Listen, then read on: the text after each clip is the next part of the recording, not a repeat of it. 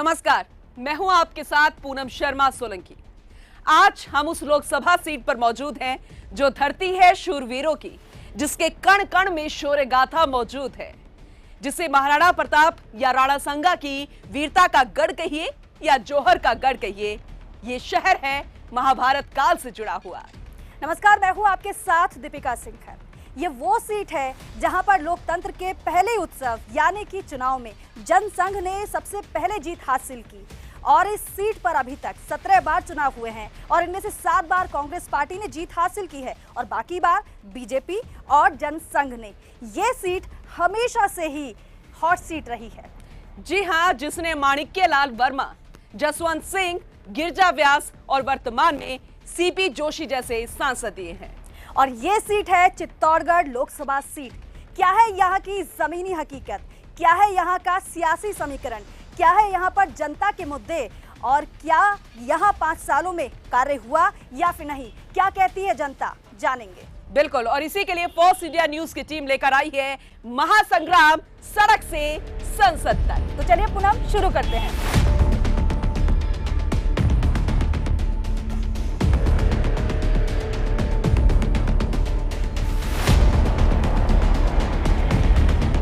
आ गए हैं चित्तौड़गढ़ की जनता के बीच में, वो लोकसभा सीट जहां पर सांवलिया सेठ का आशीर्वाद है, लेकिन काम तो सांसद से ही पूरे होते हैं और फिर से चुनाव आ गया। दीपिका, बिल्कुल, और इस सीट की अगर बात की जाए तो इस चित्तौड़गढ़ लोकसभा सीट के अंतर्गत कुल मिलाकर 8 विधानसभा की सीटें आती हैं, जिस पर 6 सीटें भारतीय जनता पार्टी के पक्ष में रही, तो वहीं एक सीट पर निर्दलीय जो कि बीजेपी समर्थित है, तो वहीं एक सीट कांग्रेस के खाते में गई। 2014 से भारतीय जनता पार्टी इस सीट पर काबिज है, लेकिन इस बार सियासी मिजाज कितना बदला है और जनता का मूड क्या है और माहौल किस तरीके से रहने वाला है, ये हम जनता से ही जानेंगे और जनता के बीच में इस वक्त हम मौजूद हैं। तो चलिए बातचीत का सिलसिला शुरू करते हैं और आपको बताते हैं कि इस बार जनता क्या सोच रही है। तो शुरुआत आपसे करते हैं, क्या माहौल है इस बार? माहौल पूरी तरह से कांग्रेस के पक्ष में है और हमारे लोकप्रिय प्रत्याशी उदयलाल यादव भारी मतों से विजयी होंगे, ये स्पष्ट माहौल है। नारी शक्ति यहाँ पर मौजूद है और बात जब रोजगार की हो तो इनसे बेहतर कौन समझ सकता है।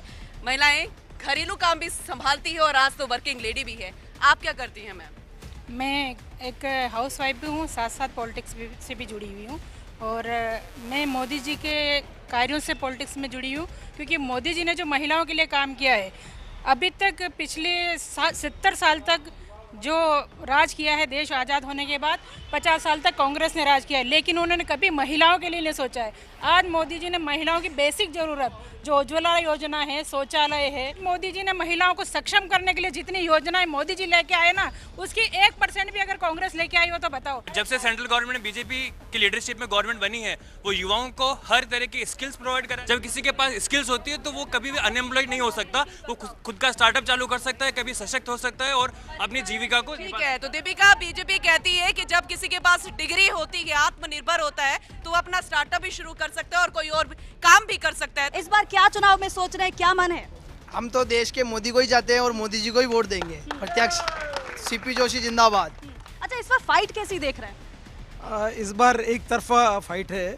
भारतीय जनता पार्टी के जो कैंडिडेट हैं, जो हमारे भारतीय जनता पार्टी के प्रदेश अध्यक्ष भी हैं, ऐसा लगता है कि एक ही तरफ माहौल है। पिछली बार हम 5,76,000 वोट से जीते थे, इस बार हमारा टारगेट 10 लाख वोटों से जीतने का है। हम 10 लाख वोटों से इस बार एक तरफा हम जीतेंगे। मान रहे रोजगार बड़ा मुद्दा है? रोजगार बड़ा मुद्दा है तो देश के अंदर पूरे आज जो भारत में विकास हो रहा है, जिस तरह का डेवलपमेंट हो रहा है, उसी के बाद रोजगार का विकास हो पा रहा है। जिस तरह से औद्योगिक क्रांति देश भर में आई है, जिस तरह से हमारे भारत में अभी चल रहा है कि हमारा हर चीज़ हम भारत में बनाए, वो चीज़ आज तक 70 साल में कांग्रेस क्यों नहीं ला पाई। 70 साल की अवस्था में भी हम सुई से लेकर के जहाज तक बाहर से मंगा रहे थे। आज सेना के मामले से देख करके हर चीज़ में हम आत्मनिर्भर है। क्यों है? क्योंकि हम लोगों ने एक प्रण किया। आज सिलिकॉन वैली के अंदर चिप बनाने का काम चल रहा है, क्यों नहीं बना आज तक इतने सालों में? क्या वाकई में किसानों के लिए कार्य किया है मोदी सरकार ने? आप घर घर जाकर किसानों से पूछो कि वास्तविकता में विकास हुआ है कि नहीं हुआ है। अगर वो खुद बताएंगे आपको कि क्या हुआ है। उनको अपने लोन के मामले में देख लो, मोदी जी, अभी राजस्थान सरकार भजन लाल जी ने खुद पैसे डालने की जो घोषणा की है, 6,000 मोदी जी डाल रहे हैं, 6,000 भारतीय जनता पार्टी डाल रही है, 2,000 की एक किस्त तो डाल चुकी है। पेट्रोल डीजल भी कम हुआ है, रेट भी कम किया है, 2 रुपए केंद्र की तरफ से हुए हैं और प्रदेश सरकार की तरफ से 2% वैट घटाया गया है। क्या इसका प्रभाव पड़ रहा है क्या लोगों पर? बिल्कुल 100% पड़ रहा है। और जो पहले राजस्थान गवर्नमेंट जो थी उसने किसी तरह का कोई पेट्रोल के ऊपर कोई किसी तरह का कोई काम 1 रुपये का भी उन्होंने कम नहीं किया। 2 महीने 3 महीने के अंदर जो काम हुए हैं वो हकीकत में बताऊं 5 सालों में ये रिकॉर्ड रहेगा कि राजस्थान गवर्नमेंट किस तरह से काम करती है। किसान सम्मान निधि भी दी जा रही है केंद्र की तरफ। किसान सम्मान निधि सबको पता है। ये जो हमारा क्षेत्र है चित्तौड़ लोकसभा क्षेत्र, इसमें क्या अफीम के पट्टे होते हैं। जब माननीय सीपी जोशी जी सांसद बने थे 18,000 पट्टे थे, आज 1,18,000 से ऊपर किसानों के पट्टे हैं। इन्होंने किसानों को पट्टे देके अफीम की नीतियों को सही करके इन्होंने किसानों का विकास किया है। हमारे लोकप्रिय सांसद आदरणीय चंद्र प्रकाश जी सीपी जोशी ने इस क्षेत्र के अंदर एक विकास की जो लहर लाई है, उसी लहर के बदौलत हम इस बार वापिस जीतेंगे और रिकॉर्ड मतों से हम विजयी श्री होंगे। 400 पार का लक्ष्य रखा गया, 400 पार का लक्ष्य बहुत बड़ा है, कैसे पार हो सकता है? आम जनता क्या सोचती है? कांग्रेस के पास ना तो कोई नीति है, ना कोई नियत है, ना कोई नेतृत्व है।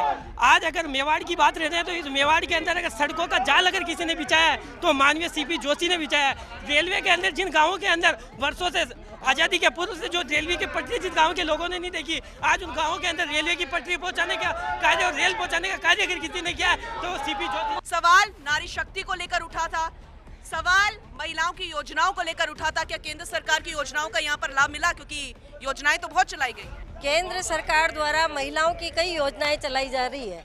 महिला का कहना है कि हमें सरकार ने रोजगार नहीं दिया। सरकार मेडिकल कॉलेज खोला है, कहीं भी कंपटीशन के लिए एग्जाम लेती है। बच्चों की सीटों के लिए जैसे 150 सीट आवंटन की गई कि हम 1 लाख बच्चे एग्जाम देंगे लेकिन 150 को लेंगे। जब बच्चे 150 हो गए हैं उसके बाद के अगर कोई बच्चे रह गए हैं तो इसमें सरकार का कोई कसूर नहीं होता है। यहाँ पर आपको विकास नजर आता है पिछले कुछ सालों में? इस बार फिर चुनाव आ रहे हैं, कौन कौन से मुद्दों को देखकर आप चुनेंगे अपने सांसद को? मैं एक बात बताऊं, पहला मुद्दा राष्ट्रीय सुरक्षा, वो मोदी साहब ने भरपूर दी है। भारतीय जनता पार्टी से भी हमारे साथ मौजूद है, उनसे भी बातचीत करते हैं। इस बार फाइट कैसी देख रहे हैं? क्या वाकई में कांग्रेस की तरफ से चुनौती मिल रही है या फिर लग रहा है कि एक बार फिर से पक्ष में माहौल है? कांग्रेस पूरी तरह से देश में निष्प्रभावी के रूप में है।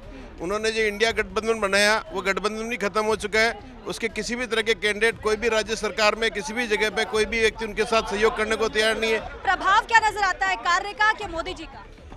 मोदी जी कार्य में यहाँ जो लोग खड़े हैं, 2014 में इनका जो प्रत्याशी था 5 साल में एक भी बार जनता की सुध नहीं ली हारने के बाद। 2019 में जो प्रत्याशी था 5 साल में एक भी दिन सुध नहीं ली। हमारा प्रत्याशी पिछले 25 साल से सार्वजनिक जीवन में जी रहा, हमेशा जनता के बीच में रहता। और ये डेवलपमेंट की बात करते हैं, केंद्र सरकार के जो काम है मैं गिना दूं इनको, इनके दुर्ग के ऊपर इनकी मंत्री थी, एक पानी की टंकी नहीं बना सके, हमारे सांसद ने वहाँ पानी की टंकी बना के इनको दुर्ग पे लाके दी है। दुर्ग पर करोड़ों रुपए के काम हुए हैं, सांवलिया जी में करोड़ों के काम हुए, 6 लेन बनाई है। आप काम गिनाएंगे लेकिन आम जनता, जवाब आम जनता देती है काम से, और आम जनता हमारे साथ मौजूद है। आप क्या कहेंगे, क्या सोच रहे हैं इस बार चुनाव को लेकर? मोदी जी ही सही विकास कर रहे हैं और वही विकास सही करेंगे। आप क्या कहेंगे? मोदी जी ने जितना इन 10 सालों के अंदर जो विकास किया है और सीपी जी ने जो यहाँ पे विकास किया है वो कभी आशा से अनुरूप 70 साल में नहीं हुआ है जितना सीपी ने यहाँ पे काम किया है। जैसे रोपवे बनाना, रिंग रोड बनाना। क्या सोचते हैं आप, महिलाओं के लिए योजना जिस तरीके से चलाई जा रही है क्या वो कारगर साबित हो रही है, फायदा मिल रहा है? सबसे पहले मैं ये कहना चाहूँगी कि ये कहाँ लिखा हुआ है कि शिक्षा मिलने पर हमें रोजगार चाहिए। रोजगार का मतलब ये होता है कि हम अपना भरण पोषण करें। शिक्षा मानवीय मूल्यों को समझाती है और सबसे बड़ी चीज़ ये है कि मोदी जी ने 33% आरक्षण दिया है, महिलाओं को उज्ज्वला गैस दी है। ऐसे कई सारे स्वावलंबी बनाने के लिए राजीविका में जो योजनाएं दी गई है वो आप देखिए, उसमें महिलाएं अपना भरण पोषण कर रही है और जो महिला सशक्त हो रही है। बिल्कुल महिला सशक्त हो रही है, आत्मनिर्भर बन रही है और देश को मजबूती महिलाओं से ही मिल रही है। वाकई में महिला सशक्त हो रही है?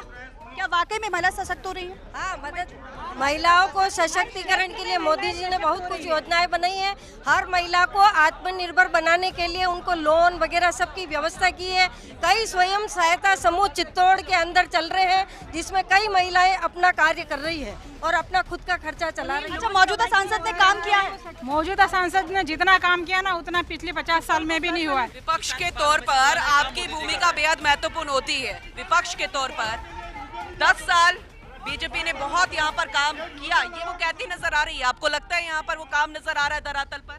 पिछले 5 साल में जब गहलोत साहब की सरकार थी, हमारे जो पूर्व राज्य मंत्री आदरणीय सुरेंद्र सिंह जी जाड़ावत साहब और चित्तौड़ के चेयरमैन संदीप जी शर्मा ने जो विकास कराया, आपको जो किले पर लाइट तो जगमगाती दिखेगी, वो आदरणीय संदीप जी शर्मा साहब ने दिलाई है मैडम। लेकिन यहाँ पे बातें तो बहुत ज्यादा हो रही है, आरोप भी लग रहे हैं, लेकिन यहाँ पर कुछ जनता ऐसी है जो कि बीजेपी को, और या फिर यूं कहें कि वर्तमान सांसद को 10 में से 10 नंबर दे रही है। आप कितने नंबर देंगे? वो सब बीजेपी का नंबर देने वाले भी वही है और एग्जाम भी उन्होंने सर जनता भी मौजूद है, जनता कह रही है, उनका सर कहना है कि 10 में से 10 नंबर वाले देने भी आप है, जनता नहीं है। जनता मतदान के द्वारा देती निर्णय, 10 साल में 2 बार दे दिया, इस बार 400 बार दे देगी, वो उनको विश्वास। ठीक है दीपिका 400 पार की बात हो रही है यहाँ पर। बिल्कुल 400 पार का टारगेट है, लेकिन यहाँ पर जो प्रवक्ता है वो जाहिर सी बात है अपनी पार्टी की बात करेंगे, लेकिन आम पब्लिक का कहना क्या है वो बहुत जरूरी है। आम पब्लिक हमारे साथ मौजूद है, क्या कहेंगे आप इस बार चुनाव? विश्व पर्यटन के लिए चित्तौड़ ऐतिहासिक धरोहर है, अभी तक इसका कोई विश्व पर्यटन में कहीं नाम नहीं आता, राजस्थान की धरोहर में भी नाम नहीं आता। ठीक है, बहुत सारी तमाम बातें, विकास की बातें, समस्या है, लेकिन जनता यहाँ पर कहती है कि हम अपने सांसद से मिलना चाहते हैं लेकिन मिल नहीं पाते। हमारा कलेक्ट्रेट में 10 साल से ऑफिस है, आप सुबह 10 से लेकर शाम को 6 बजे तक स्टाफ बैठता है। सीपी जोशी जी जब चित्तौड़ में होते हैं रोज सुबह कार्यालय आते हैं। ये 10 साल में इनके 2 प्रत्याशी थे, एक भी बार चित्तौड़ में दोबारा। यहाँ पर बहुत सारी इंडस्ट्री है, रोजगार भी है, लेकिन स्थानीय लोगों को नहीं है, ऐसा क्यों? इस 10 साल में जितने युवाओं को रोजगार मिला या इस मोदी सरकार में घर घर तक बहनों तक रोजगार पहुंचा, ये ऐतिहासिक और डेवलप भारत की तरफ जा रहा है। और हमारे चित्तौड़ जिले में जिस तरह से स्वराज के रोजगार की तरफ में अपने युवाओं को रोजगार डेवलप हुआ, इस 10 साल में काफी। विपक्ष बहुत हमलावर है, उनका कहना है कि प्रत्याशी जो है वो जीत दर्ज करेगा। आपको क्या लगता है वर्तमान सांसद 5 साल फिर से यहाँ पर नजर आएंगे? सीपी जोशी जी निश्चित रूप से जीत दर्ज करेंगे और ऐतिहासिक मतों से जीत दर्ज करेंगे, और वो अपने काम के दम पर, अपनी सहजता के दम पर और जनता में उपलब्ध रहने के दम पर जीत दर्ज करेंगे। मेरे विरोधी साथी ने कहा कि किसानों के लिए कुछ नहीं किया। जो किसान बनकर बोल रहे हैं उनका बैंक अकाउंट चेक कीजिए। आज भारत की अर्थव्यवस्था 5वें नंबर पर पहुंच गई है, वो 3रे नंबर पर आने को आतुर है। पिछली बार 2 लाख से ज्यादा आंकड़ा रहा था वोटों का, इस बार कितना? इस बार अच्छा, पिछली बार 6 लाख था, इस बार कितना रहे? बहुत सारे मुद्दे हैं, विरोधी भी हैं और विपक्ष और सत्ता पक्ष, लेकिन मुद्दे जो महत्वपूर्ण है वो जनता पे हावी होते हैं और जनता उन्हीं मुद्दों को देखती है। आप जरा गिना दीजिए 10 में से 10 कितने नंबर, या फिर 10 या फिर कितने? 10 में से 10 नंबर है सीपी जोशी जी को। ये क्यों? चित्तौड़गढ़ को ट्रेन से वो चारों पूरे देश से जोड़ दिया। ये पूछ रहे हैं इनको टिकट लेके बैठाओ, देश में हर जगह ट्रेन जा रही है।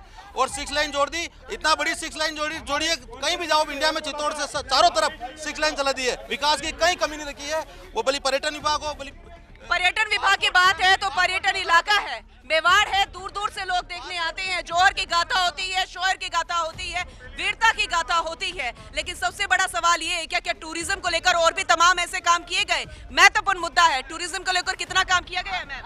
नहीं, मैं तो यही कहूंगी कि मोदी है तो सब कुछ मुमकिन है। सांवरिया सेठ के मंदिर में वाटर जो किया जा रहा है, उसका डेवलपमेंट किया जा रहा है। जो बाहर से जो भी आएंगे, विश्व में इसकी विख्यात करने के लिए, इसको आने जाने वालों के लिए रोपवे का इजाजत मिल गई, अब रोपवे खुलेगा मैडम, ठीक है ना? इतना वक्त क्यों लग गया? इतना वक्त 10 साल कम थोड़ी ना होता। अभी इससे पहले भी किया ना मैडम, तो इसलिए अभी सरकार थी, तो आप उन्हें भी दोष दे सकते हैं, इसके लिए सिर्फ बीजेपी नहीं है जिम्मेदार। ठीक है दीपिका, यहाँ पर ये कहा जा रहा है कि 10 साल पहले तो कांग्रेस की सरकार थी, आप दोष उनको दे सकते हैं। सर, हम दोष देने के लिए नहीं आए, यहाँ तो जनता के मुद्दे उठाने के लिए आए हैं। बिल्कुल, और जनता के मुद्दे हमने सुने भी है। यहाँ पर रोजगार का मुद्दा भी है, यहाँ पर बेरोजगारी का मुद्दा भी, और यहाँ पर काम को भी गिनाया जा रहा है। लेकिन क्योंकि भारतीय जनता पार्टी 2014 से यहाँ पर जीतती आ रही है, लेकिन इस बार के मुद्दे बदले हैं वाकई में, और क्या वो सोच रहे हैं महिलाओं से भी जानते हैं, महिलाओं से बातचीत करेंगे और उनसे भी जानते हैं इस बार किस तरीके से, इस बार क्या मुद्दा? मैं तो यही कहूंगी, जोशी मोदी है तो सब कुछ मुमकिन है। वर्तमान में जो कॉम्पिटिटिव एग्जाम हुए हैं उसमें आप देखिए भनक तक नहीं लगी है, किसी भी प्रकार का कोई भी पेपर लीक का कोई भी मामला आपने नहीं सुना होगा। चलिए, जनता में संख्या बढ़ती जा रही है, युवाओं का आंकड़ा बढ़ता जा रहा है, लेकिन युवा का सोचना क्या है? मोदी की गारंटी या फिर सांसद के काम? मैडम, सांसद के काम, हमारे सांसद के ऊपर कोई उंगली नहीं उठा सकता। आप क्या कहेंगे? अब कहना क्या, बीजेपी सरकार इतना काम करा रही, राम मंदिर बनाया, उन्होंने मुद्दे की बात करे पर विकास के मुद्दे की तो आप चित्तौड़ में आए, आपने रेल का विकास तो देखा ही होगा। तो हमारे सांसद बोलते हैं इतना विकास कर दिया यहाँ का, और क्या विकास देखना चाहता। राम मंदिर इस बार भी बहुत बड़ा मुद्दा है प्राण प्रतिष्ठा के बाद। राम मंदिर कोई मुद्दा नहीं है, राम मंदिर कोर्ट का आदेश था। कांग्रेस की स्थिति को किस तरीके से देख रहे हैं? बिल्कुल, कांग्रेस राम को मानती है और भारतीय जनता पार्टी से ज्यादा कांग्रेस ने राम मंदिर के ताले खुलवाए राजीव गांधी जी के टाइम पे। तो आपने बताया क्यों नहीं, जनता क्यों नहीं समझ पाई इस बात? जनता समझ पाई है तो जनता को सब पता है। जनता जनार्दन है, जनता बहुत अच्छे से समझती है। ओबीसी वोटर्स की अगर हम बात करें तो उसका आंकड़ा बहुत ज्यादा है, बहुत ज्यादा है, और उसका असर भी पड़ेगा। आपको लगता है मुश्किल हो सकती है बीजेपी के लिए? देखिए, हमारे देश के प्रधानमंत्री जी ने केवल 4 जातियों का वर्णन किया है, उनके बारे में सब लोगों को पता है। इस तरह से भारत को बांट बांट कर टुकड़े टुकड़े में राजनीति नहीं की जा सकती। हमारे प्रधानमंत्री का मत है सबका साथ सबका विकास, उसी को ध्येय लेकर हम यहाँ काम करते हैं। एक हमारे पास जोशी है, एक हमारे पास मोदी है, एक और एक 11 होकर इस चित्तौड़ लोकसभा का।